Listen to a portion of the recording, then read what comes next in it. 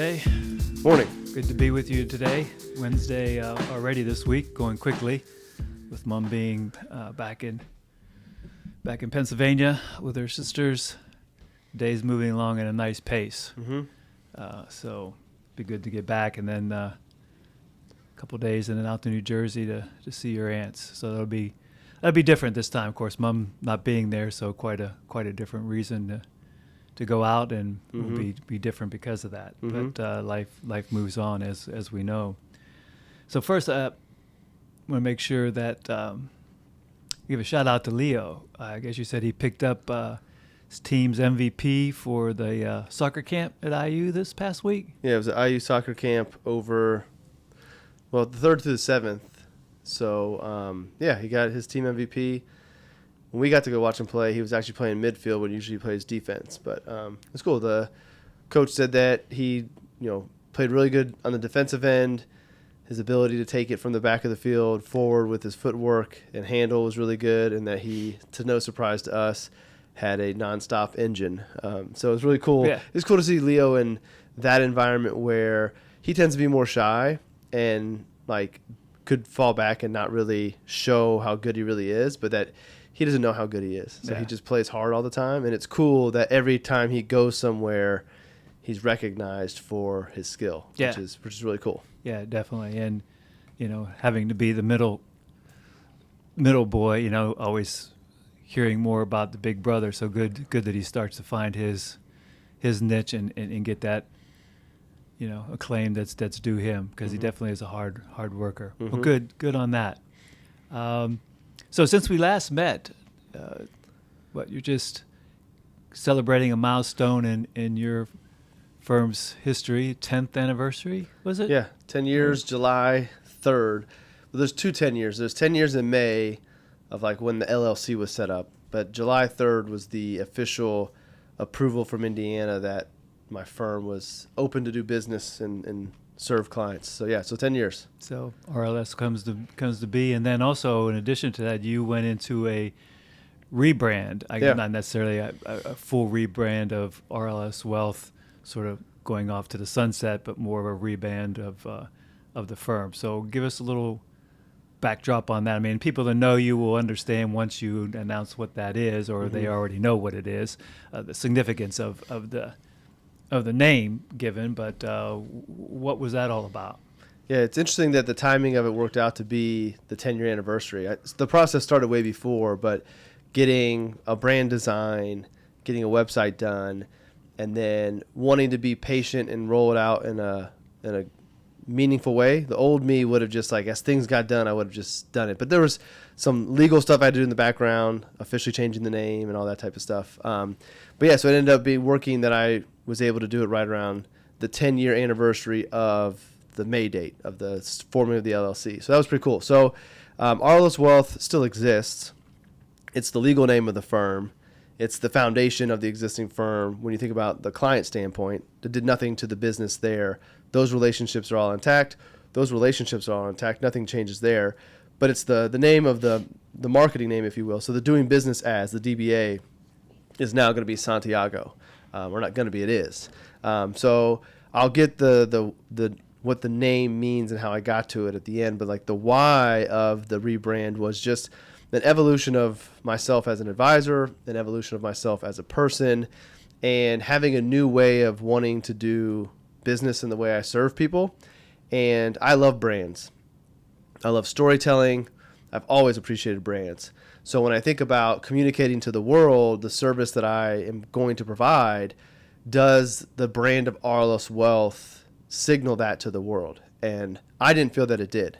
RLS Wealth has a brand. It's a brand that's built more on traditional financial planning with a lot of life planning principles into it, but not a specific process of this is the way we do things. So there were things I wanted to do, ways I want to conduct business, words I want to use to describe the type of work and how I do the work that I didn't feel I could do with RLS Wealth. So I thought, you know what? I don't want to do anything to the existing business, but I also want to make sure that those who come to the firm in the future are coming for the right reasons. Not that I don't enjoy the work that I've done the last 20 years, but I think about the next 20, 30 years, do I want to keep on doing that type of financial planning? And the answer is no for new people. And the reason is I've discovered a new way that is more aligned with my authentic self, that taps into my unique gifts and talents that I want to do. And it's a hybrid of life planning, which is high level of just like helping people figure out what is really the life that they want to live. Like so many people go through life, as we've talked about before on other podcasts, just going through the motions, living life on autopilot. They may have a good life. They may not have a lot of complaints, but they're also not living the life they would write for themselves. Some people are perfectly fine doing that. Others, they have an awakening or they just have discontentment. They want to figure out like what is their purpose? What does that life look like? That's kind of life planning process. And I use George Kinder's Evoke process as kind of the framework, which kind of takes us through a process of really getting clear on what does that authentic life look like? Take that life plan, go to the financial plan. Okay, now that we have this vision that we want to make our reality, how do we realign our finances to make sure that we can do that? It could be very little overhaul, could be a total overhaul of the financial plan, but I don't think it makes sense to do a financial plan, then do your life plan, because chances are the life that you want to live is not going to align with the financial plan that you currently have in place. So let's do the life plan first, then let's go realign the financial plan. And then for clients who want it, I want to continue to walk alongside them as a guide, not just in the form of a financial advisor, but as, for lack of a better term, a life coach. I hate that term because I'm not coaching anybody through life. I'm just helping them figure stuff out, helping them find their answers, and giving them perspective and giving them some creativity to kind of help out. So that relationship, as far as I know, doesn't exist anywhere. It's new. It's what I want to do. It's what I feel called to do. And again, RLS Wealth didn't speak to that. So the new brand, Santiago, allows me to set that pace that, hey, Santiago is based off of the main character of The Alchemist, a very important book in my journey, a very important book in a lot of people's journey. And long story short, Santiago goes on this journey to find his personal legend, which I would say is just authentic life, meets a lot of interesting people along the way, gets some help, has some crazy events, realizes where his personal legend really is, and that's kind of the awakening moment. And then, he goes back to his life. So yeah. I want to help through my process, the Santiago and individuals find that personal legend, find that authentic life, build a plan to get there, design the financial plan to support that, and then be there to help them as they go along. Because I hired a coach for the first time last fall, and we meet every Thursday at 11 a.m., and I absolutely look forward to it. And I enjoy it. I get energized from being in that, and I would like to provide that type of relationship for people as well. And it makes sense to be that person after we've done your life plan and your financial plan. So the coaching could be financial 1 week, it could be business 1 week, it could be creativity, it could be life, it could be parent, whatever it is. Like those meetings are not predetermined. They're whatever the individual wants and needs. And I have a few people that I'm taking through that process right now, which has been really cool. And there's been some really cool results I've talked about on my platform. So and then also knowing that not everybody's going to need that coaching.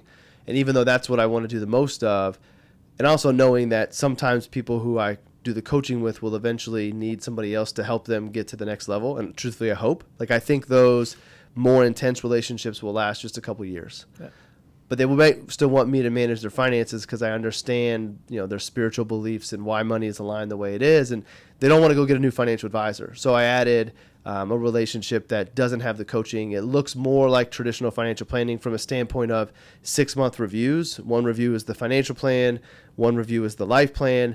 But the structure of the planning, the relationship, the conversations are still very much true to Santiago and that brand. Spiritual, intuition, manifestation, all of those words show up, and because that's what we're doing through the process. We're not just aligning numbers to go through life.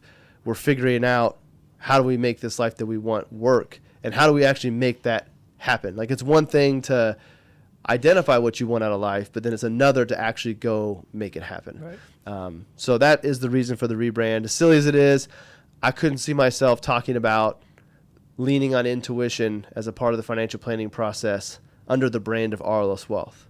Nothing says I couldn't have, but I just don't feel like those go together. But talking about intuition under Santiago, that makes sense. You look at the website and the design and how it looks and the branding and the logo and all the stuff behind it, to me that makes sense. So now I'm in this exciting phase of like I've got great people to keep working with. I've got this unknown future of what Santiago grows into, but I'm excited for the potential of what it can be, given the parameters I'm putting around of how I'm going to do the work. And so far, there's been a warm reception. Like I mentioned, I've got a few clients that I'm doing the work with. I think once I get more of those individuals closer and we have these aha moments and life gets rearranged and they're able to talk about it some more, I think that's when it grows. But Santiago, I think, will be a small firm. If you think about them as two firms within one, I think, RLS Wealth, the legacy firm, has about 80, 85 clients now.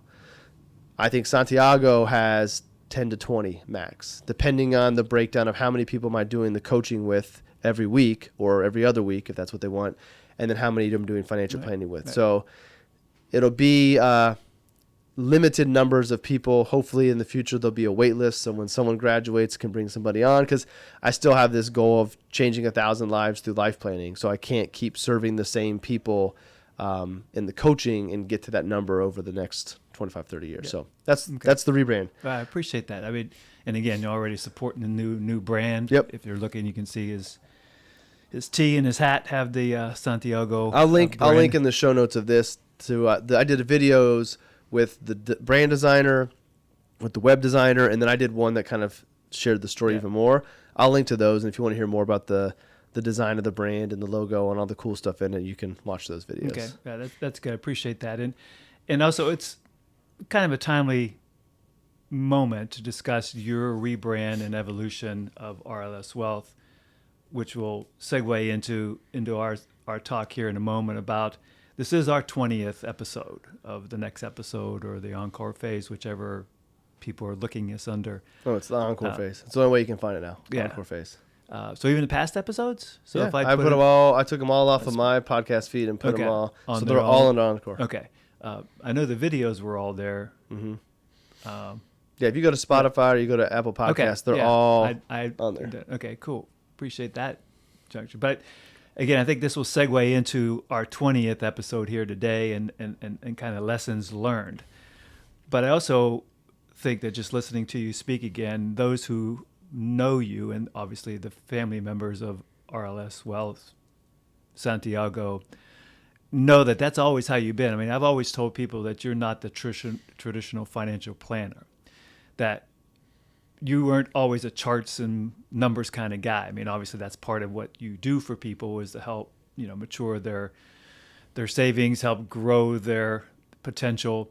But you always had the life planning as part of it. I mean, I remember just talking to people when you first started, just a couple of years into it, that you've always led that way. Like you had your list of, define your perfect day, or what would you do if you found out tomorrow you were going to only have 6 months to live. And then you work that into, okay, let's see, you want that lake house and you want this. Here's what we got to do to get you there, as well as you prepare for children's financial responsibilities for college or whatever. So you just have continued to evolve that. So now you're here, and now we have Santiago. So kind of the same of where I'm at in my transition. This is just a little over, I guess, 3.5 years now into the Encore Phase, and keep evolving. Until your note on, Santiago and the Alchemist, that whole personal legend journey. I think that's very true of what's even happening now with me, that I continue in this phase of life, that we're just continuing to evolve and find out what those abstract moments are in time. Because as we've spoken before in prior podcasts, life's this journey, and we just go about it the way we go about it.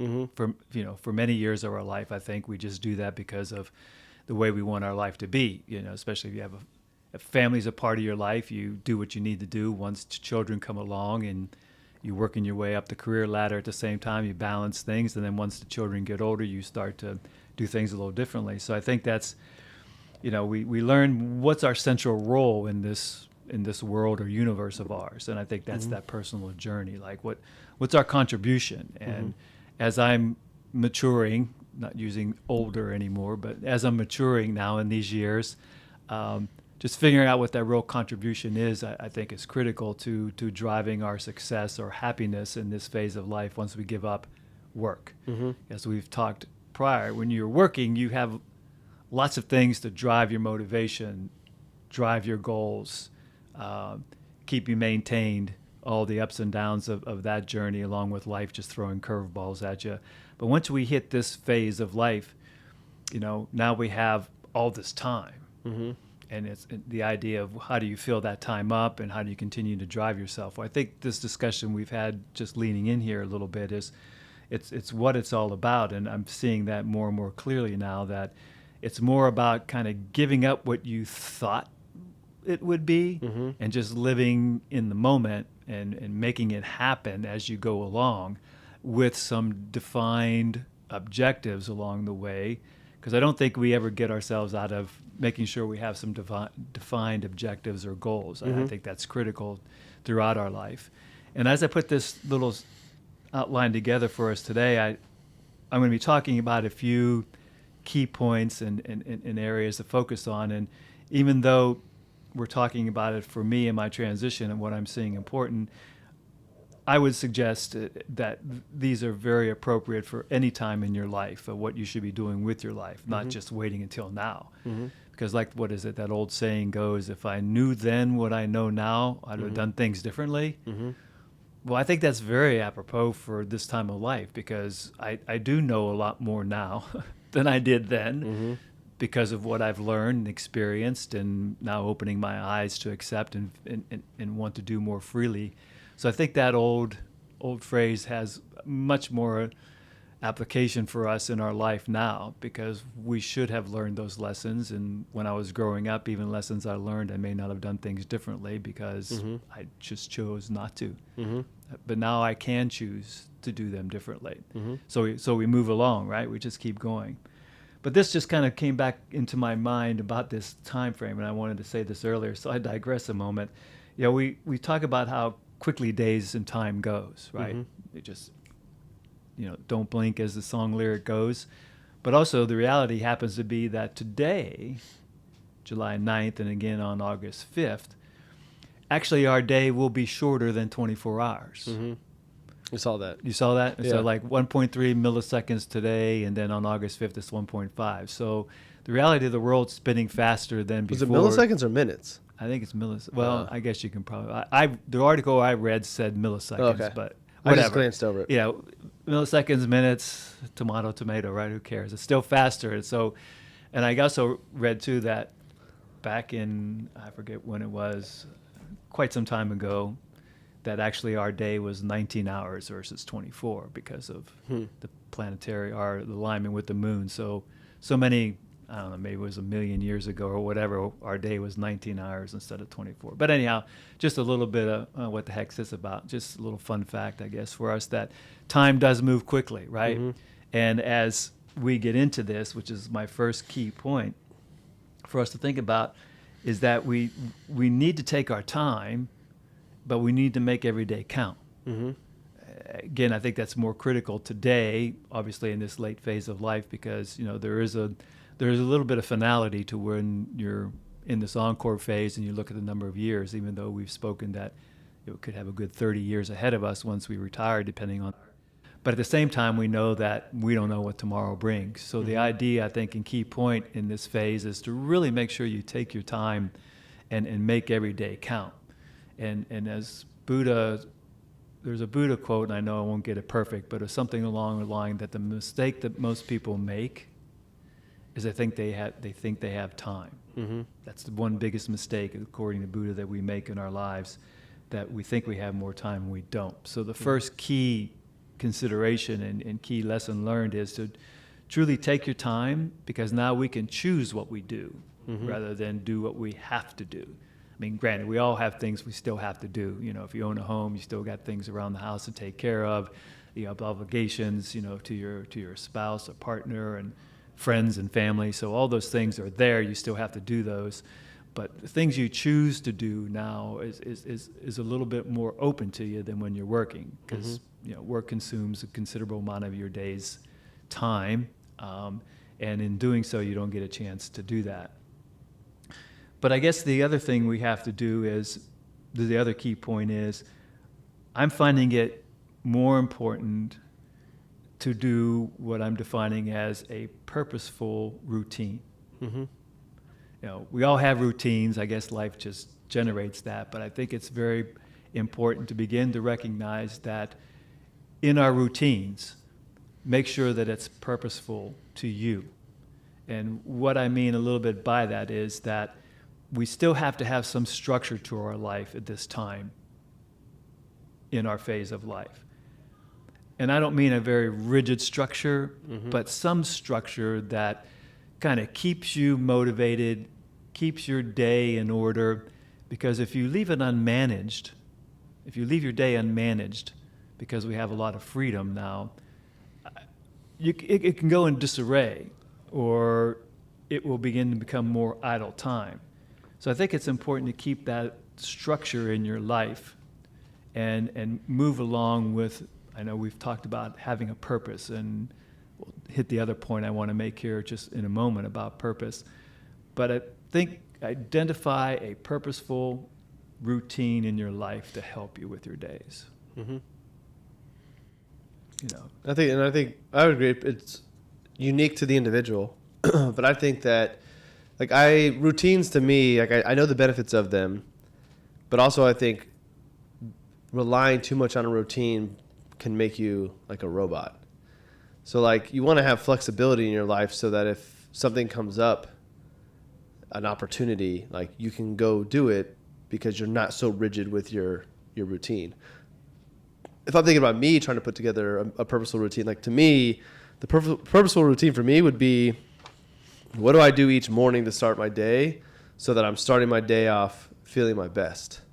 And I don't do this every day, and I know if I need to dial things in, what I need to do, but it would be getting up, if the weather's warm enough, going outside, meditating, doing some writing, drinking my coffee with protein powder in it, doing some type of early movement, a Peloton ride, maybe a little bit of light, weights or walking or something, then go into my day, do yoga. Like I know those routines, but to me, I think the best purposeful routine would be, what do you need to do to start the day, to put yourself in the best version of yourself so that the day is off to a good start. Like that makes me feel my best. If I'm feeling my best, then the day is probably going to turn out to be a good day, versus if I wake up and I don't do those things and I'm feeling rushed and now the day is chaotic. So and maybe your purposeful routine needs to come in the middle of the day because your mornings are always good, but you need a reset, or it's an end of the day, but I think that the purposeful routine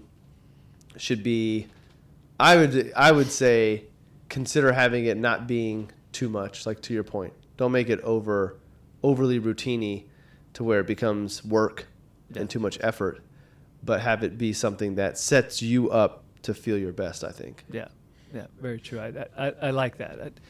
And I think that it's necessary, and I only say that and drove this point about having a routine in more of a thought and a moment for people to pause, to recognize that even though you've given up the vast majority of your time now that was once generated to work now becomes available to you, and you've got to worry about, well, what do I do? Once you get past the honeymoon period of the Encore Phase, that permanent vacation, as sometimes you read or hear people speak about retirement, it's really not and shouldn't be a permanent vacation. I mean, vacations are nice, but if you just lived like that all the time and went away that way, that one part of the energy that you have is wonderful, as we all have, and feel really great when we're on vacation, but we also know reality comes back, and to think that you're going to live your entire life in a vacation mode may be possible for some, but the reality is for most of us that isn't going to happen. But you can still make it a permanent vacation if you're doing some of these things in a way that is flexible, improving yourself, keying that energy to make yourself the best version. As you have said, when you're at your best version, then you can help others more than if you're not. So I just want to say that I think our key lesson learned is take that time for yourself, make the most of it, and make sure that it's driven for a purpose, so that you can maintain that feeling of worth, of value. As noted before, and as I've written, you and I spoke about, you have to continue to feel like you're of some value, one of the pitfalls or negatives that you hear people speak to or read about, or you may even know some people that have been there who retired and then all of a sudden find themselves out feeling like, well, I don't really know who I am anymore. Mm-hmm. It's because they've lost that value. They've lost that sense of identity that we had right through when we were working. Our work was defining us, who we were. We had an identity. We had a purpose. Mm-hmm. At least we thought we did. Mm-hmm. But the reality is we always had an identity and purpose. It's who we are. It Mm-hmm. wasn't defined by our job or our role. But we just flipped it. But your generation wasn't taught that. Like, I think that it's becoming more popular to discuss today that you are not what you do. Like, what you do doesn't and shouldn't define who you are, and trying to create this separation between your career, your craft, and you, the individual. So that as you go through life, one, you can change careers because that doesn't bring who you are to the world. Like, so you're not attached to this career that you don't enjoy because that's what you've always done. Mm-hmm. You can move on to something else and have that detachment. So I think a lot of people still are attached to their career as their source of identity, but I think it's becoming more common to think outside of that. I mean, still in conversations, the first time you meet somebody, oftentimes the first thing you ask is, what do you do? What do you do? Yeah. And it always goes back to, like, this is my work. And our work is a big part of our, like, public identity. There's nothing wrong with that. And there's nothing wrong with deriving some purpose and some satisfaction from the work that you do, but just realizing that when your job stops, whether it's the Encore Phase or you get let go or you figure out something else, like, when that job stops, you don't stop being the person that you've always been. Right. That's true.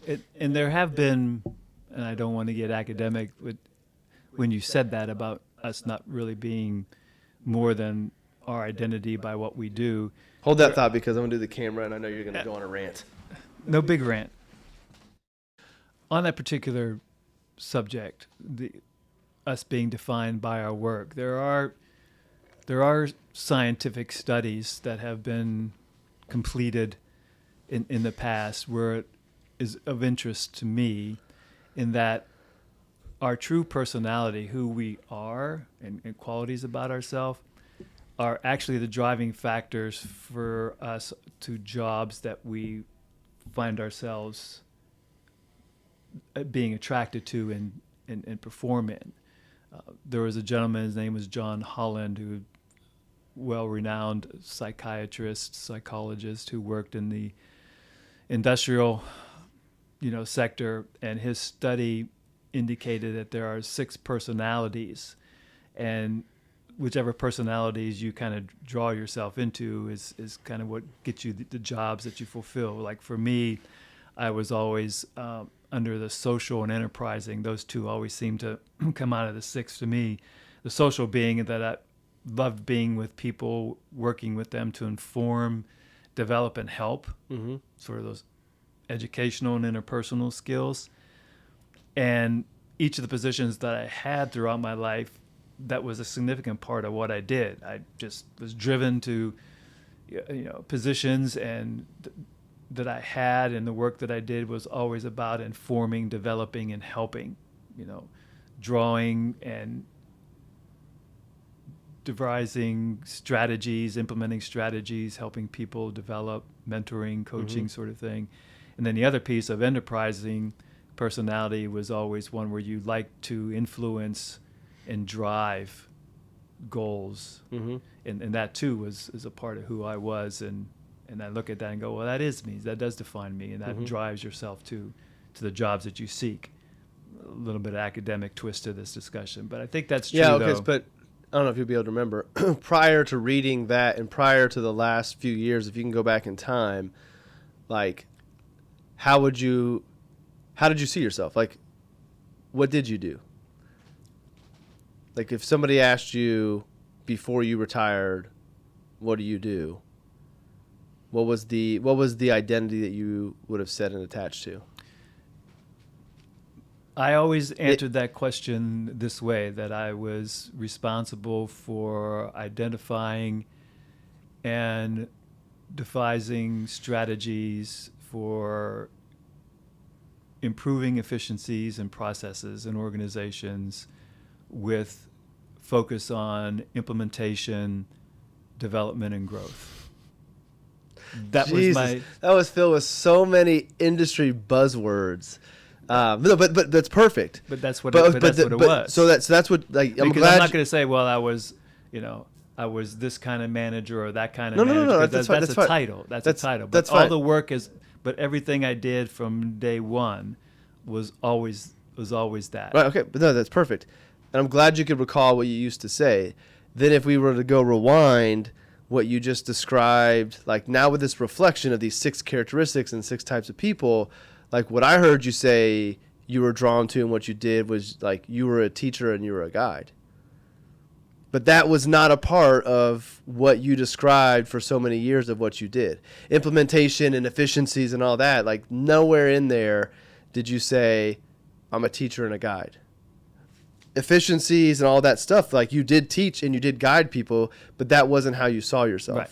Because that wasn't what you were, like that's not how you were taught to see things as you grew up. Like you saw yourself as this piece of a corporate entity, which you were, but if you widen the lens and who are you really, you're a teacher and a guide.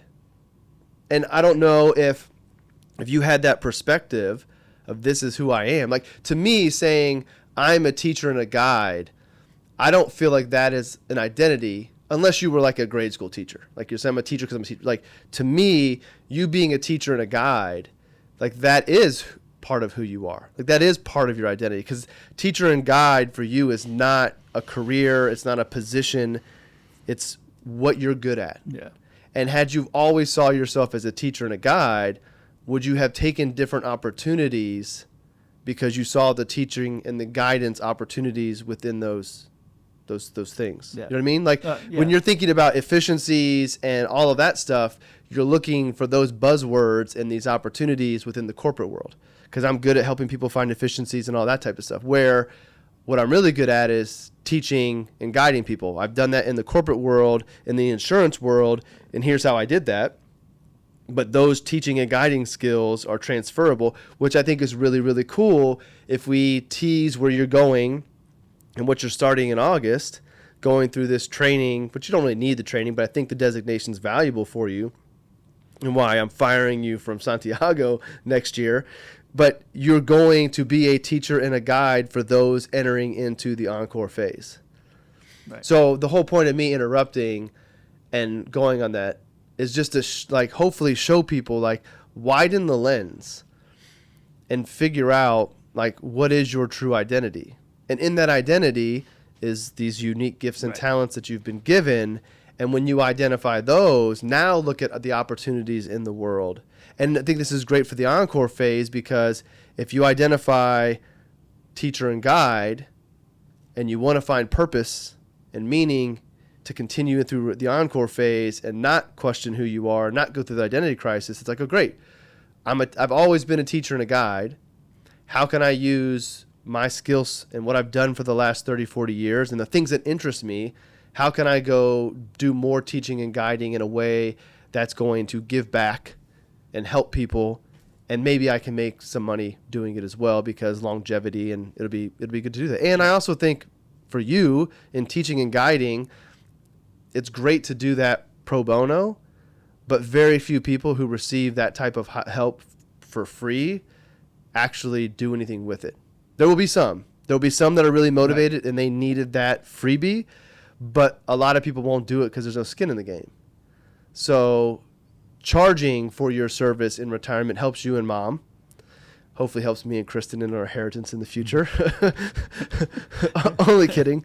But it also, as crazy as it sounds, charging for that service because you can, your experience and this credential you're going to get, is actually going to help the people who end up hiring you, because they have enough discomfort of not wanting to waste that money that will make them do the work to have the results that they really want to get from you. Right. So anyways, kind of went on a tangent, but no, not a tangent at all, but a very, very, very fair point and very good challenge to to the discussion we were having, because I think that's a challenge that we see in this phase of life, where we will have those momentary lapse in doubt of who we are, and I I've seen that even in the short time that I've been here. You're chugging along, you feel real good, and then all of a sudden you just begin to slip a little bit. I shouldn't say we, meaning any of you listening in or watching, because you may not have this, but I know with me, I see that slip periodically, even in this short time of saying, hey, I'm going real fine, and all of a sudden now it's like, okay, where am I? Who am I?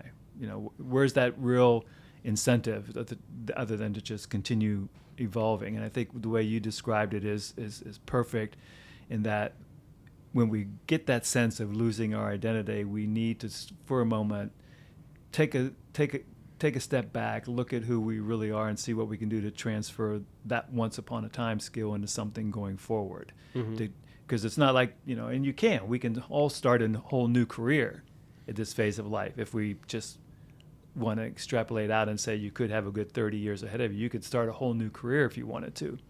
As you said, be flexible, make that adjustment if you want to start a whole new career, and go for it. But the reality is, many don't want a whole new career. We just want to remain active and continue to push forward. Excuse me. The other thing too is that we talked about maintaining your best. So the next lesson learned is to take care of your health. That should go without saying, but we all fall victim to not taking care of our health. Obviously, it becomes more and more critical as we age, to take care of that health, so that we can have a very strong and enjoyable next 20 years, and not be hindered by knees that don't bend, and you can't bend and touch the floor or anything like that. So part of that, again, purposeful routine is taking care of yourself, as we spoke to, some exercise, whatever it is, just walking, whether you hit the gym every day, cardio, whatever that is to you, you need to find that out and make that happen. But the lesson learned is to take care of yourself, so you can be in a better position to be close and enjoy everybody, especially if your family's close, like Mom and I have the luxury of having, and enjoyment of having both you and Kristen close by in the family. So I think that is important to us. And another key, again, back to this living with a purpose, not just a purposeful routine, but living with a purpose for your life, a much different purpose than living with a work career. Living now without work is finding out how do you fill that in. And as you said, my thought going forward is to do something with what I've learned thus far, and help others who are moving into this phase of life. And I'll do my best to see if I can't make that become a reality to some level. And even if it doesn't work out, nothing lost. Get a certification, and we'll move along. We'll find some people, make the best of it, and enjoy doing that. There's no reason for it not to work out. No, exactly. Because you shouldn't say that. That little bit of doubt. I'm not showing doubt. If you didn't have me, then maybe you wouldn't end up doing it. But I'm not going to let you. That's probably true. I mean, you're absolutely right there. There's no question. But I think that's true with a lot of folks. You always have to have somebody that's going to kick you in the ass to do something. Because I mentioned to you, how this came about was, obviously, would I be doing a podcast if it wasn't for you? Probably not. The writing I'm doing in the blog, would I be doing that? Probably so, because that's one thing I always wanted to do. I mean, I did that kind of throughout my life, throughout the career out, and I have files of lots of things that I've written. Obviously, most of it is generating towards, the work environment. Nothing real personal like I've been doing since I've retired, and what I'm doing in Terry's thoughts about the transition. So I would have been doing that piece. Would this certification search come about? I'm just going to say maybe so, but it's that synchronicity that you speak to. As I said, how it came about was that, planning for this year, early January, an article showed up, in the AARP magazine about, a coaching and the certification. I mean, I never knew there was something for a retirement coach. And, yes, there's life coaches and executive coaches, and now there's a retirement coach, but a very strong certification. So would I've done that? Probably. Would I have thought about, adding the twist of making it a reality the way we're defining it today for me? Maybe not. Obviously, it took you to kick me in that direction and give it thought. So as with everything, right? Just as with Santiago and the alchemist and his journey, his changes, his adaptations came about not because he decided to go on his journey, as the people he met along that journey. So the same can be true of us in the Encore phase as we meet different people, whether it's our children that do that for us. You know, Kristen kind of gives me a nice kick in the butt certain ways as well. So some of the things that she does, in addition to you, keep me in tone. Obviously, Mom keeps me, grounded in my own way that she can do. So we all have that. I mean, you got to have those influences. If we don't have the right influences, you're right, we don't. But I look at those influences, people that come across our path, as part of those opportunities, part of what the universe gives us. Because people come in our lives for certain reasons. They come and go for certain reasons. So without those, we don't get where we need to go. The last point don't say it may or may not work. It'll right. There are gonna be people who You can notice I didn't use can't. Same may or may not is the same. All right, we can have another discussion on that. Another point in this whole idea of having freedom.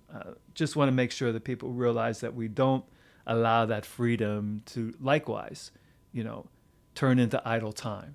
It's very easy now to have all this available time and the freedom to do what we choose to do when we want and how we want. To also allows us to easily fall victim to saying, well, I just don't really want to do anything. I just want to sit back and do nothing.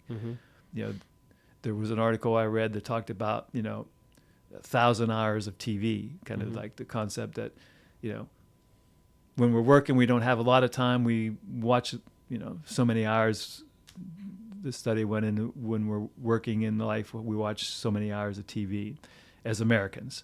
But then when we retire, that somehow quickly escalates into, they called it the 1,000 hours of TV. So I'm just saying, don't allow this freedom to then equate into just having 1,000 hours of TV. Especially 1,000 hours of crap TV. Crap TV, yeah. Fox News and MSNBC and all that crap. Don't use that first one. But it's also easy, especially now, like I admit to, getting to binge watch some Netflix series. So kind of waste a little bit of hours binge watching Netflix series, since most of them aren't really, all that more than entertaining part. But don't allow the activities also, I think, in that freedom piece. I would only say I think it's also important not to try to cram everything in to this freedom right away. Like humans, we have a tendency to try to cram so much in this period of time. Remember, we have an extended period of time in which to live. If we cram everything in and try to run through that checklist real quick, it becomes meaningless as far as I would think. So again, back to taking your time, make the most of the time you have. Don't let the freedom cram things in and get burned out, because you want to extend things out. The other lesson learned is watch our energy. We start off with a lot of energy because we've given up on our work. We have all this freedom. We have this time. We're relaxing, not worrying about the next day, not having the Sunday scaries about worrying about Monday mornings. But it's still important for us. We also have to remain socially active, although that might decrease a little bit because of the number of people we no longer associate with or have available to us. So that social network becomes smaller, but it becomes more of a quality social network because you're now with the people that mean the most to you. But for some of us, we have to be careful, not to let that just dwindle away. As again, one of the downfalls we learn about with people that jump into retirement is they let the social aspect of it kind of really fall apart, and then that falls into depression. Just so be careful of that. But again, I think that's true throughout our life. We have to be very careful about our energy levels and let them be driven by the right factors in our lives and the right people, rather than wasting them on those who aren't contributing to making us who our best are. So I think that's important. The idea of taking care of yourself. I just want to cover that very quickly here as we start to wrap up. But we have to take a new perspective, I think, on what it is about taking care of ourselves.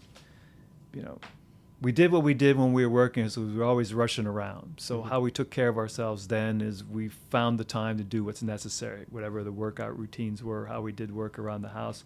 But we were always rushing. Our perspective now needs to be, expanding on that and know ourselves and do what we can to increase that level of focus and be aware that we need to do it for ourselves. I know that I've always been one to put everybody in front of me. I'm still that way. Again, that's in my DNA. It will never go away, but I'm getting a little better at making sure that I do put myself a little bit first. I still don't say no enough, but that's okay, because not saying no right now to myself also means that I'm spending more time with the right people and doing the things that I want to do. When folks ask about, how Denise and I are spending our time, and we talk about our weekends consumed with the grandsons and their schedules, and the granddaughter twice a year with her, for Kaya, that's all she gets in the spotlight at the moment. Our dance recitals in this, the spring or the summer and winter. But it's like, so I say, well, why do all that? It's, well, why not? These are our grandsons. They're only going to be the age that they are for a period of time. And even though hopefully each of them will have a nice high school career and maybe even get that extended into college, you got to do it for the same reasons we do anything else. But so saying no to, well, what's their schedule like this weekend so that we have our weekend, again, I don't have to worry about that before, because now I got the entire week to do what I need to do. So I don't have to be a weekend warrior. So we get to spend the time with everybody around the schedules and have fun with watching the kids develop, and have my son tell me to just be quiet on the bench and not worry about watching a basketball game, which is extremely difficult. I will tell you here on public record, it's still difficult not to watch what Rome's or Leo may be doing on the court, and still have that urge to want to wish things be a little better or pick up on something. So that's tough, just like when you were young. But anyhow, it is a lot easier. I will admit that. I know you don't see it from time to time, but it is as such. You already did the years of that type of watching basketball. Now it's like grandparents and having the kids. Like, you get to do all the fun stuff and don't have to worry about the discipline. Just go watch the game and don't worry about whether or not he's jumping on a shot or not. Like, because I'm already noticing it, and then hearing you say it just makes it that much more hard for me. Like, you didn't have to watch games with somebody else saying what you're already thinking to make it even worse. Like, that's why it drives me crazy, is I'm already thinking it. I don't need to hear you saying it as well, when you should just be enjoying watching your grandson play. Well, I still enjoy it, but it's just hard not to go, oh, come on. It's just part of it, just like you will in time and years find out yourself. But be that as it may, the idea of having a new perspective on everything about yourself is important. And on that perspective of taking care of yourself, I'm just going to read something that I had put together many years ago. Like I said, stuff that I did that just every now and then I go through folders. And so I put together kind of like a list that I used within the teams, and periodically would pass it around to them and saying, taking care of yourself. It's like, things like, make sure you're the priority. Develop clear, realistic expectations for yourself daily. Here's a big one. Choose a strength of the day to focus on the positive. Whatever that means to you, just choose that strength of the day.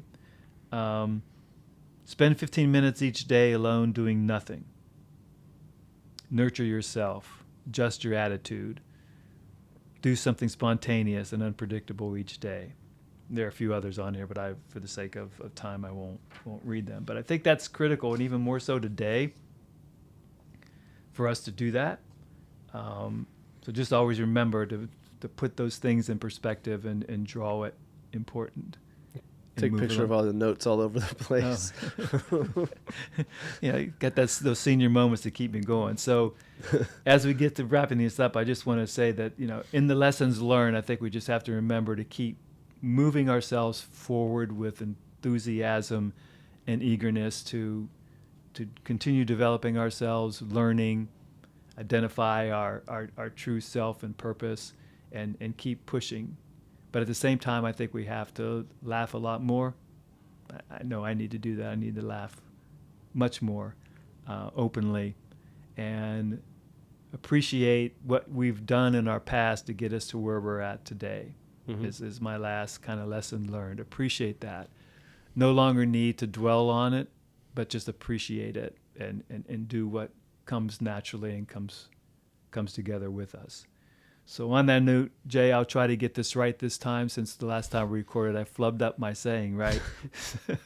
I went back and listened to that again. I thought, well, how did I even do that? I don't even know why it didn't come out right. But as always, we never want to quit searching, never settle, and keep seeking that greater purpose. So as always, Jay, appreciate the time. Congrats on the 10-year. I know Santiago is going to explode and be an industry changing reform. And it's great to know that you've been the catalyst behind that and watched that part of you develop. Appreciate it. So it's always fun. So thanks, man. Appreciate it. Have a good rest of the day. As I said, I'm heading back to the valley to pick up your mom.